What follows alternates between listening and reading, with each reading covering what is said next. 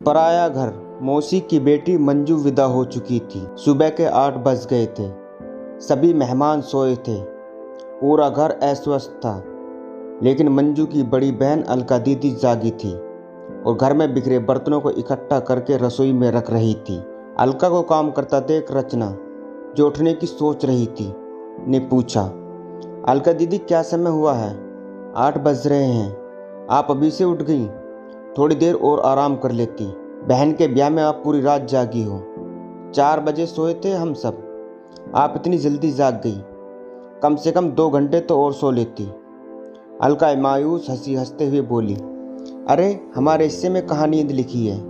घंटे भर में देखना, एक एक करके सब लोग उठ जाएंगे और उठते ही सबको चाय नाश्ता चाहिए। यह जिम्मेदारी मेरे हिस्से में आती है। चल उठ जा, सालों बाद मिली है, 2-4 दिल की बातें कर लेंगे। बाद में तो सारा दिन व्यस्त रहूंगी।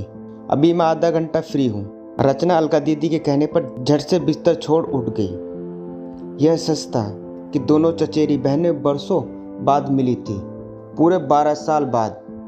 अलका दीदी को उससे ध्यान से देखा था। इसी बीच न जाने उस पर क्या क्या बीती होगी। उसने तो सिर्फ सुना ही था कि दीदी ससुराल छोड़कर मायके रहने आ गई। वैसे तो 1-2 घंटे के लिए कई बार मिली थी वे, पर रचना ने कभी इस बारे में खुलकर बात नहीं की थी। गर्मी की छुट्टियों में अक्सर अलका दीदी दिल्ली आती तो हफ्ता भर साथ रहती। खूब बनती थी दोनों की, पर सब समय की बात थी। रचना फ्रेश होकर आई तो देखा अलका दीदी बरामदे में कुर्सी पर अकेली बैठी थी। आजा, यहाँ अकेले में गप्पे मारेंगे, एक बार बचपन की याद ताज़ा कर लें, अलका दीदी बोली, और फिर दोनों चाय की चुस्कियाँ लेने लगी। दीदी, आपके साथ ससुराल वालों ने ऐसा क्या किया? क्या आप उन्हें छोड़कर हमेशा के लिए यहाँ आ गई?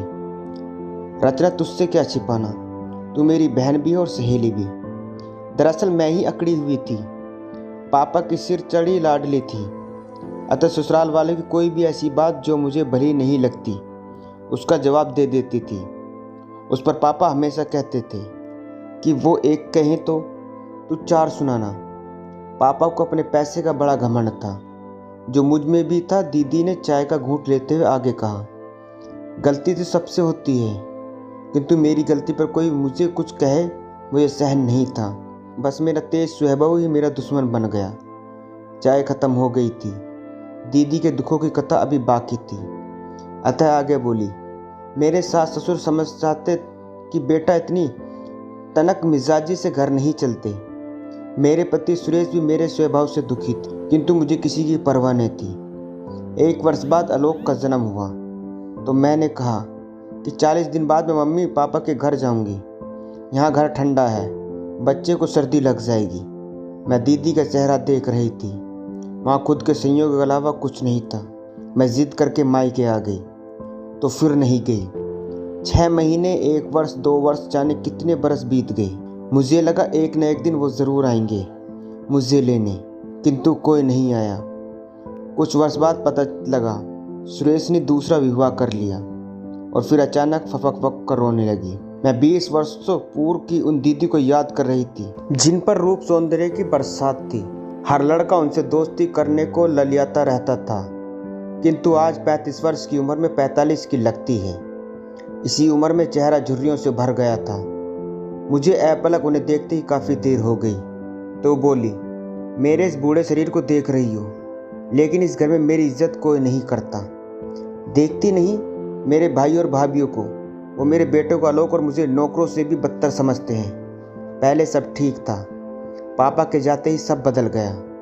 भाभीयों की घिसी साड़ियाँ मेरे हिस्से आती हैं, तो भतीजों की पुरानी पैंट कमीज मेरे बेटे को मिलती है। इनके बच्चे पब्लिक स्कूल में पढ़ते हैं और मेरा बेटा सरकारी स्कूल में। 15 वर्ष का है आलोक, 7वीं में ही बैठा है। 3 बार 7वीं में फेल हो चुका है। अब क्या कहूँ? दीदी ने साड़ी के किनारे से आंखें पोंछकर धीरे से आगे कहा, भाई अपने बेटे के नाम पर जमीन खरीदता जा रहा है, पर मेरे बेटे के लिए क्या है? कुछ नहीं। घर के सारे लोग गर्मी की छुट्टियां घूमने जाते हैं और हम यहाँ बीमार मम्मी की सेवा और घर की रखवाली करते हैं। तू तो अपनी है, तुझसे क्या छिपाऊं? जवान जोड़ों के हाथ में हाथ डालकर घूमते देखती हूँ तो मन महसूस कर रह जाती हूँ। मैं दीदी को अवक देख रही थी, किंतु थकी आवाज में कह रही थी, रचना, आज मैं बंद कमरे का वह पंछी हूँ जिसने अपने पंखों को स्वयं कमरे की दीवारों से टक्कर मार कर तोड़ा है। आज मैं एक खाली बर्तन हूँ जिसे जो चाहे पैर से मारकर इधर से उधर घुमा रहा है। आज मैं अकेलेपन का पर्याय बनकर रह गई हूँ। दीदी का रोना देखा नहीं जाता था, किंतु आज मैं उन्हें रोकना नहीं चाहती थी। उनके मन में जो था उसे बह जाने देना चाहती थी। थोड़ी देर चुप रहने के बाद अलका दीदी आगे बोली, सच तो यह है कि मेरी गलती की सज़ा मेरे बेटा भी भुगत रहा है। मैं उसे वह सब नहीं दे पाई जिसका वह हकदार था। ना पिता का प्यार, ना सुख सुविधाएं वाला जीवन, कुछ भी तो नहीं मिला। सोचती कि आखिर मैंने यह क्या कर डाला। अपने साथ उसे भी बंद गली में ले आई। क्यों मैंने उसकी खुशियों की खिड़कियां बंद कर दी। और फिर दीदी की रुलाई फूट पड़ी। उनका रोना सुनकर 2-3 रिश्तेदार भी आ गए। पर अच्छा हुआ जो तभी बुआ ने किचन से आवाज़ लगा दी, अरे अलका आ जल्दी, आलू उबल गए हैं। दीदी साड़ी के पल्लू से आंखें पोंछती उठ खड़ी हुई। फिर बोली, देख मुझे पता है कि तू भी अपनी माँ के पास आ गई पति को छोड़कर। सुन, इज्जत की ज़िंदगी जीना है तो अपना घर ना छोड़ना, वरना मेरी तरह पछताएगी। अलका दीदी की बात सुनकर रचना कृतज्ञ मुड़ हो गई। यह एक भयानक सच था। उसे लगा कि राजेश और उसके बीच जरा सी तकरार ही तो हुई है। राजेश ने किसी छोटी सी गलती पर उसे चांटा मार दिया था, पर बाद में माफ़ी भी मांग ली थी। फिर रचना की माँ ने भी उसे समझाया था कि ऐसा घर नहीं छोड़ते। उसने तुझसे माफ़ी भी मांग ली है, वापस चली जा। रचना सोच रही थी अगर कल को उसकी भैया भाभी भी आलोक की तरह उसके बेटे के साथ दुर्व्यवहार करेंगे तो क्या पता मेरे साथ भी दीदी जैसा ही कुछ होगा। फिर नहीं कहकर रचना ने घबराकर आंखें बंद कर ली और थोड़ी देर बाद ही पैकिंग करने लगी अपने घर, यानी राजेश के घर जाने के लिए। उसे बंद खिड़की को खोलना था जिसे न उस दम वंश बंद कर दिया था।